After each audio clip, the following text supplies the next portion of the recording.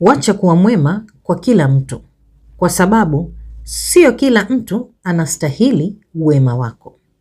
Hapa najaribu kukuambia kwamba utajaribu kufanyia kila mtu wema, lakini kuna wale wachache watakurudishia shukurani na kuthamini wema wako.